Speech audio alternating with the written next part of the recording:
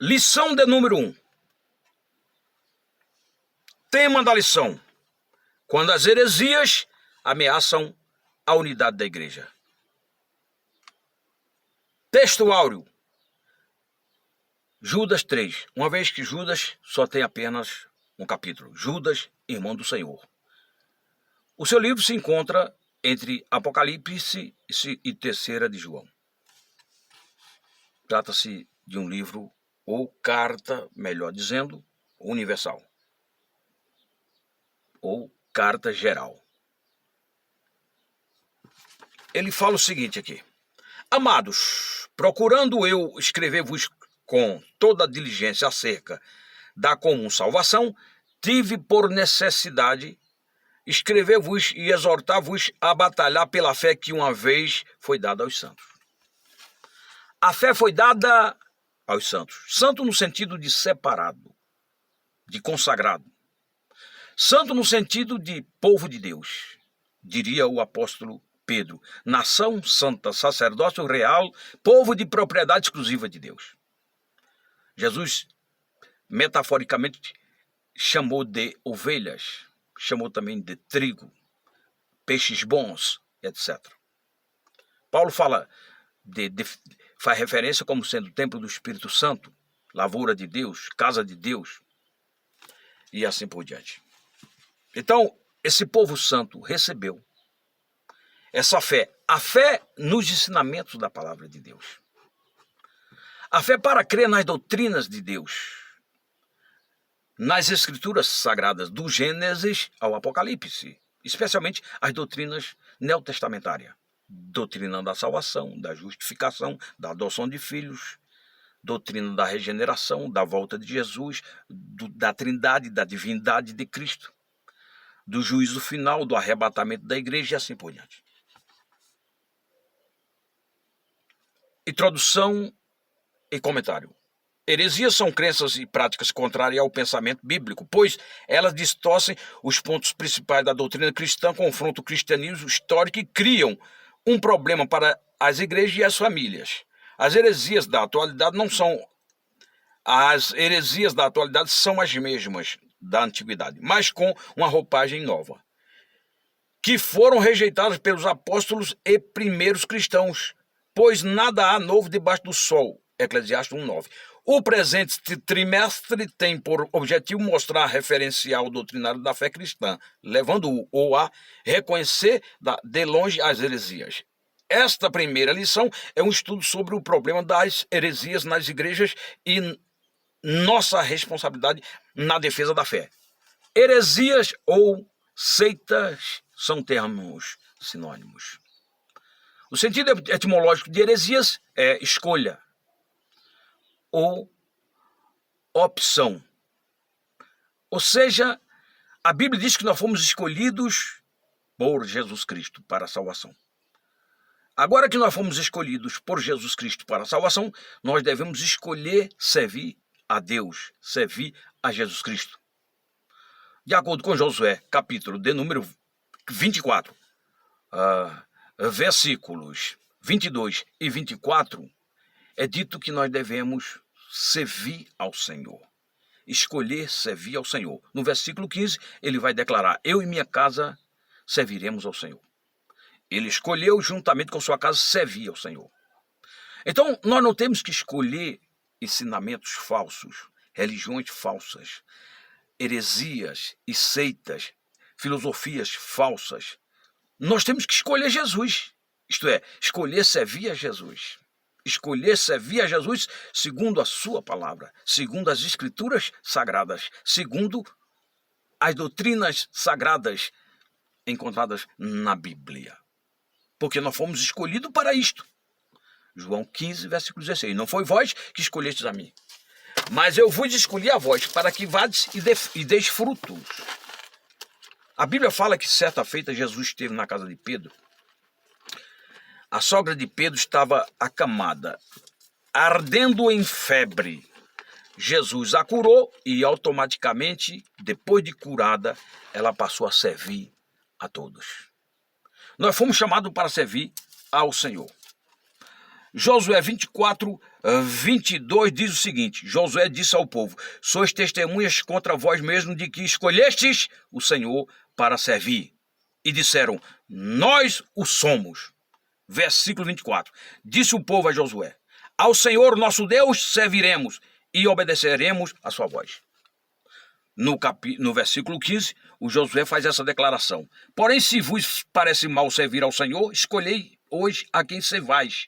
Se os deuses a quem serviram vossos pais que estavam da além do Eufrates, ou os deuses dos amorreus em cuja a terra habitais, eu e minha casa serviremos ao Senhor. Então, nós não temos que escolher falsos ensinamentos, doutrinas, heresias. Nós temos que dar uma resposta para a escolha de Deus. Deus nos escolheu em Jesus Cristo para a salvação, nós escolhemos agora Jesus Cristo. Isto é, escolhemos servir a Jesus Cristo. Escolhemos servir a Deus, segundo a sua palavra. A Bíblia fala claramente que nós fomos escolhidos para servir a Deus, o Deus vivo, e aguardá-lo dos céus, que vai estar vindo a qualquer momento para levar o seu povo, a sua igreja, os lavados remidos no seu sangue. Muito bem. Primeiro tópico: as ameaças dos lobos vorazes. Ponto 1. Os cuidados pastorais.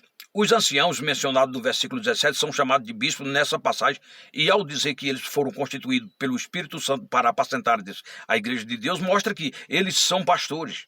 A função primordial do pastor é alimentar, guiar e proteger o rebanho. No Novo Testamento é empregada esta metáfora ao tratar o relacionamento entre o pastor e o rebanho na igreja. A exortação apostólica aos líderes da igreja visa proteger os irmãos e as irmãs das heresias e guiar todos na verdade no evangelho. Esse cuidado aparece também nos ensinos de Jesus Cristo. Mateus 7, 15 ao 20. Os pastores, os guias, os líderes, os supervisores, porque esse é o sentido de bispo, supervisor, deve ter esta consciência. As ovelhas são de Jesus e nós precisamos pastoreá-las. A função são 3: guiá-las, alimentá-las e protegê-las. Guiá-las através da palavra. Lâmpada para os meus pés é a tua palavra e luz para os meus caminhos. Nós temos que guiar segundo a palavra de Deus. Alimentá-las, nem só de pão viverá o homem, mas de toda palavra que procede da boca de Deus. Mateus 4, 4. Nós temos que alimentar as ovelhas de Jesus Cristo e protegê-las. Efésios capítulo de número 6, versículo 17, é dito que a palavra de Deus é a espada do Espírito. Nós temos que proteger as ovelhas de Jesus Cristo.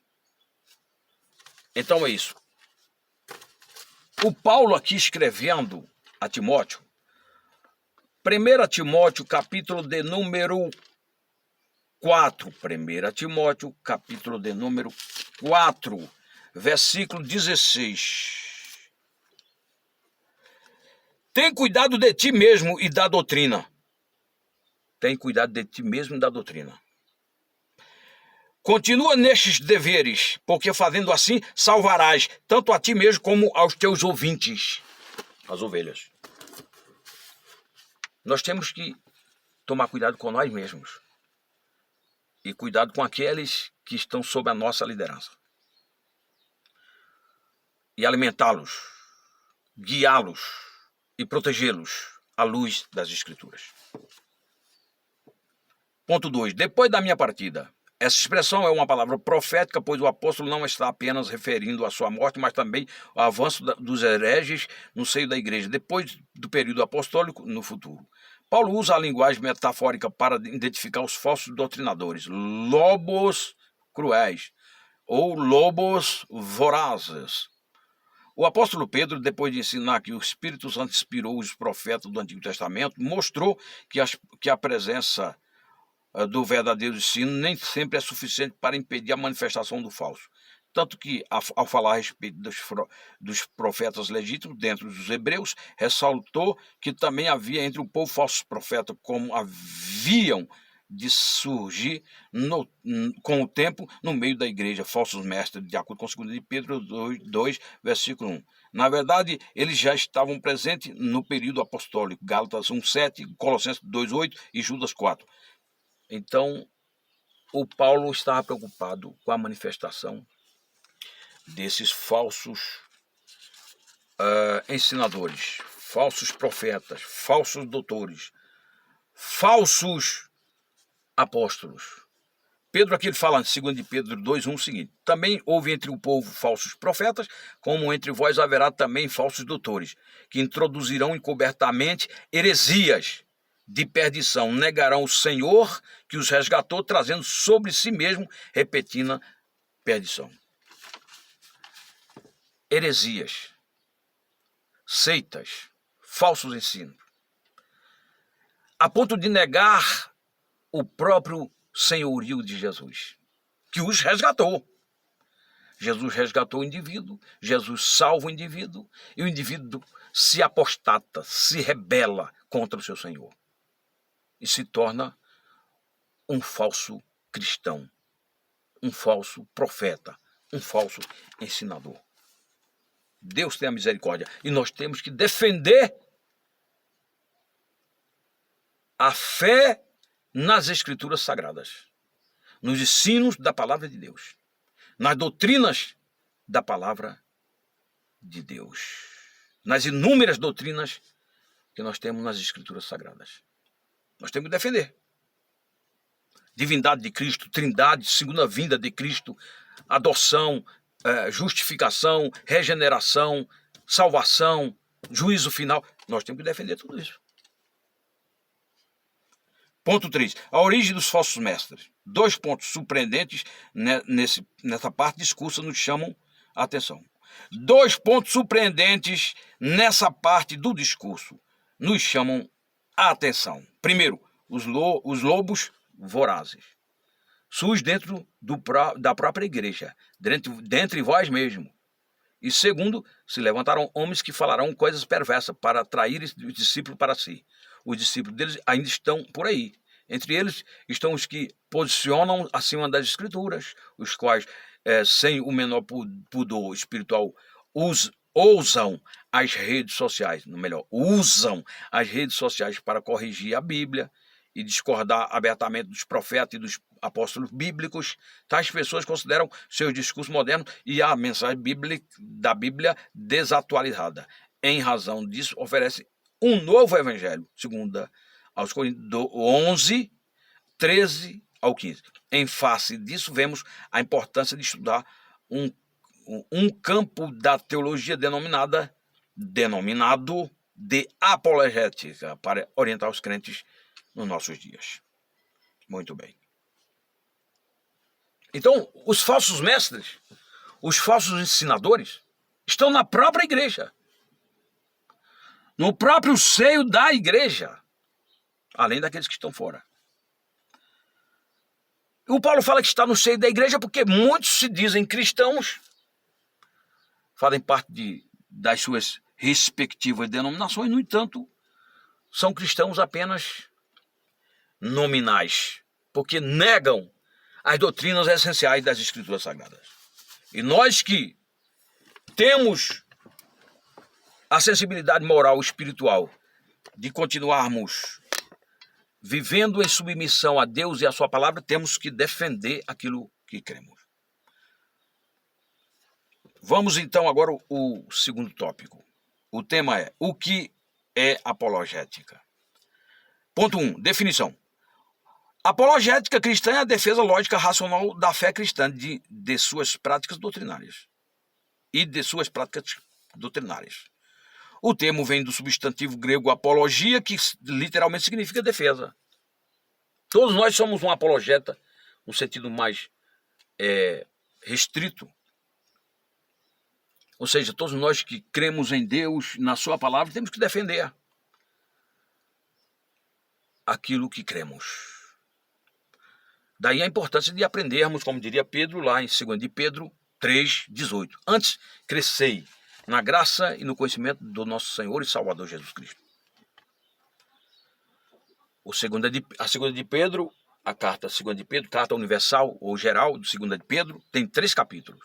O primeiro capítulo vai revelar as verdades divinas. O segundo capítulo vai revelar as mentiras dos falsos profetas. E o terceiro capítulo ele vai nos desafiar a crescermos na graça e no conhecimento do nosso Senhor e Salvador Jesus Cristo. O termo grego traduzido que quer dizer preparados para responder com mansidão. 2 de Pedro 3,15. Apologia. Na tradução literal é sempre preparados para defender. Na nova versão transformadora, NVT, emprega o verbo explicar, assim, sempre preparado para explicá-la. Apologética, mostra que o cristianismo é racional. Os dados da revelação podem ser explicados de maneira metódica e sistemática, portanto, aceitável. Jesus disse que devemos amar a Deus de todo o coração, de todo o nosso entendimento. Marcos 12:30. Isso ensina que devemos amar a Deus por completo, com o corpo, as emoções e o intelecto. Nós temos que amar a Deus com todas as nossas forças, diria o Senhor Jesus. Toda a nossa alma e de todo o nosso coração, além de entendimento. Ou seja, tem que amar a Deus de forma inteligente e não estúpida. Paulo fala isso lá em 2 Coríntios, ou melhor, lá em Romanos 12, que nós devemos apresentar o nosso corpo em sacrifício vivo e santo, que é o culto racional. O culto inteligente. Um culto fundamentado na palavra de Deus. Unicamente e exclusivamente fundamentado na palavra, na verdade de Deus. E conhecereis a verdade, e a verdade vos libertará. João 8:32. Se o Filho, pois, vos libertar, verdadeiramente sereis livres. João 8:36. Então, nós temos que apresentar a Deus um culto inteligente, fundamentado na palavra. A própria adoração tem que estar sendo fundamentada na palavra, disse Jesus. E os verdadeiros adoradores haveriam de adorar o Pai em espírito e em verdade. É adorar em espírito, independe de espaço, de região geográfica, de espaço físico. É onde você estiver. Fundamentado na verdade que é a palavra de Deus. Ponto 2. Aqui defesa Pedro se refere a quem argumente que essa defesa seja uma resposta a uma acusação, visto que essa mesma palavra, apologia, aparece nesse sentido no Novo Testamento como defesa de uma acusação tanto formal como informal. Existe, por exemplo, passagens nas Escrituras em que o homem de Deus, por exemplo, Paulo, ele se defendeu formalmente quando estava sendo acusado. Quando ele foi ali acusado de apelar para César, e ele foi conduzido a Roma, e ali ele foi julgado, teve a oportunidade de se defender. Então, essa palavra utilizada para defesa, apologia. Então, existe a apologia para se defender, no sentido de que Paulo se defendeu ali contra uma acusação falsa. E existe a apologia em que nós temos que defender aquilo que nós cremos.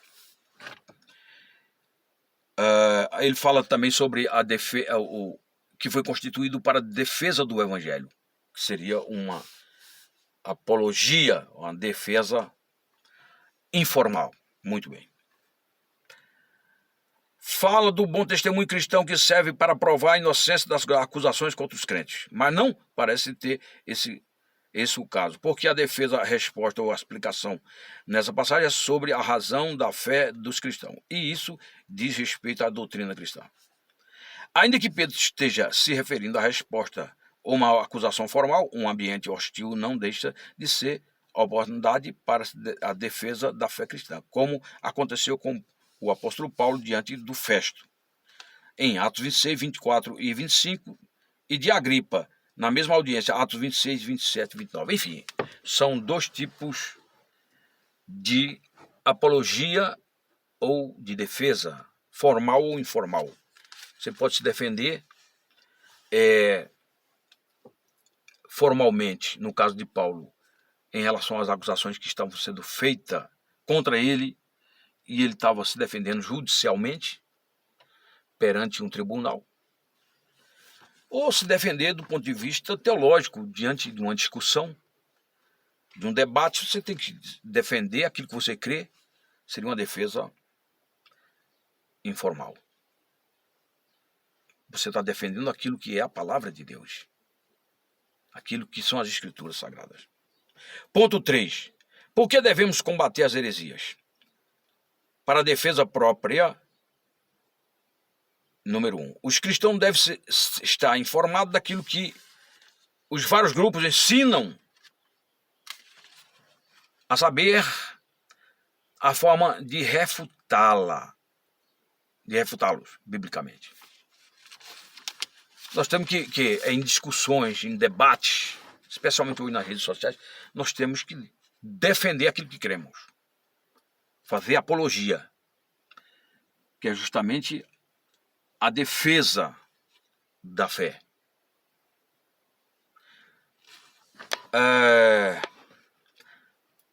Para ajudar os outros na compreensão, letra B, da própria fé. Principalmente os que rejeitam pontos fundamentais da fé cristã. E muitas vezes de forma inconsciente, pois sabemos que existem muitas pessoas sinceras que as quais buscam servir a Deus e precisam conhecer a sua palavra. Tito 1:9. Esse debate sobre a crença deve ocorrer de maneira respeitosa e com argumentos e fundamentação bíblica, respondendo às objeções entre a fé cristã. O êxito dessa luta é garantido quando se está nos domínios do Espírito. João 16:13. Né? Então, é isso, nós precisamos defender aqui aquilo que nós cremos. Porque a fé foi nos dada para isso. A fé foi dada aos santos, a não ser que você não se veja como uma pessoa separada, consagrada a Deus. Quero ler aqui 16:13 de João, o Evangelho conforme João 16:13, onde fala o seguinte: quando vier, porém, o Espírito da verdade, ele vos guiará em toda a verdade, porque não falará por si mesmo, mas dirá tudo o que tiver ouvido e vos ensinará as coisas que hão de vir. Se o Espírito Santo está no comando, está no controle, está no governo, ele vai te dar sabedoria, porque ele é o autor da verdade, ele é o autor da palavra. Ele vai te capacitar para responder de acordo com a necessidade. Aqueles que questionarem você e tentarem te humilhar ou te envergonhar em relação à tua crença em Deus e na palavra de Deus. Muito bem. Muito bem. Vamos aqui dando sequência. Sistema convencional de determinada comunidade. Os saduceus e fariseus eram seitas que formavam facções dentro do próprio judaísmo. A versão bíblica, na nova versão Almeida atualizada, traz por partido. Então, seitas ou heresia, significando partido, facção. Paulo adverte para que não haja no seio da igreja essas divisões, heresias. E condena as inovações doutrinárias que causam divisão ou dissensão. 1 Coríntios 11:19 e Gálatas 5:20. Heresias de perdição. 2 de Pedro 2:1, aqui no tópico, ou melhor, no subtópico 3 do segundo tópico.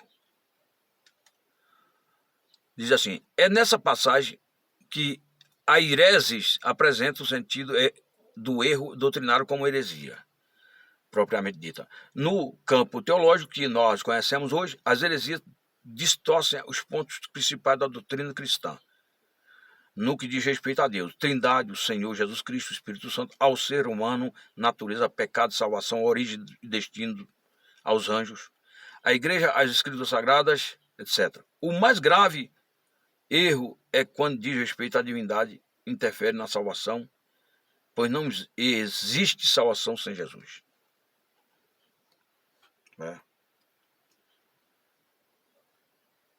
Isso aqui eu já estava lendo, na verdade, é o terceiro e último tópico.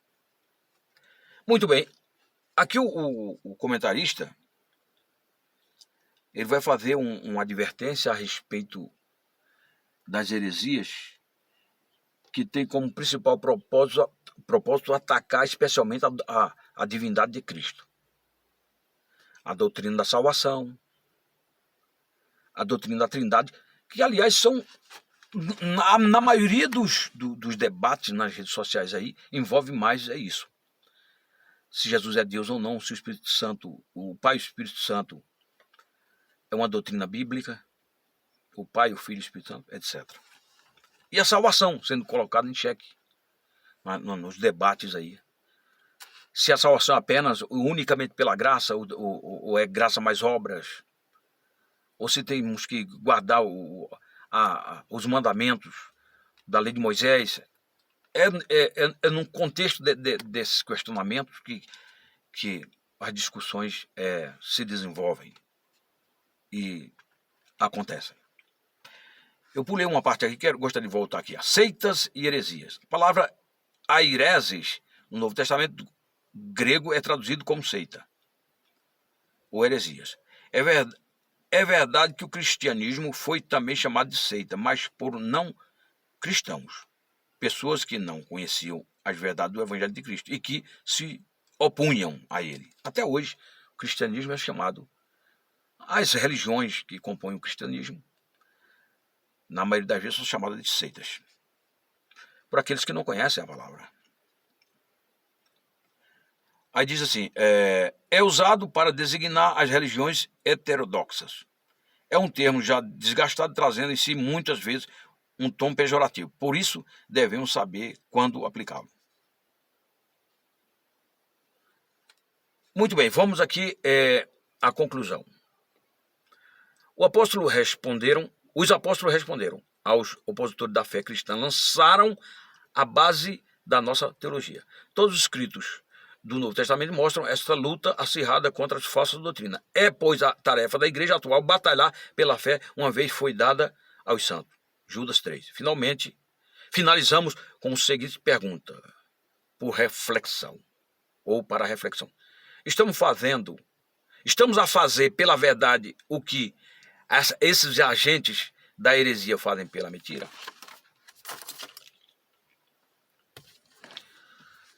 Nós temos que continuar defendendo aquilo que nós cremos, tomando a Bíblia como regra de fé e prática. Para isso, nós temos que estar meditando dia após dia, diria o salmista no Salmo 1, aquele que medita de dia e de noite nas Escrituras, na lei do Senhor.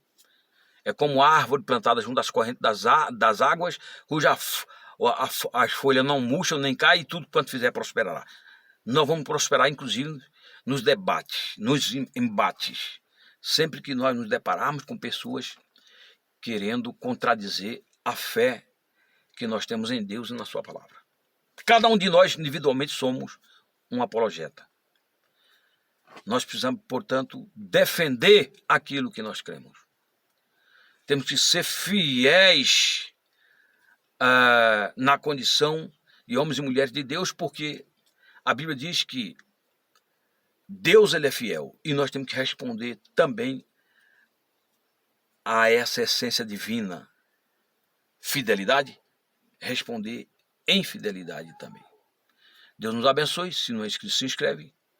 Valério Ponte, e vamos juntos evangelizar o mundo. Amém.